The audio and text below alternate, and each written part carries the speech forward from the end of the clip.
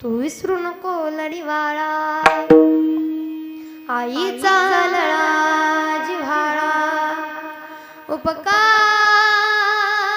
दुधाचे वारा, उपकार दुधाचे वारा, उपकार दुधाचे बारा.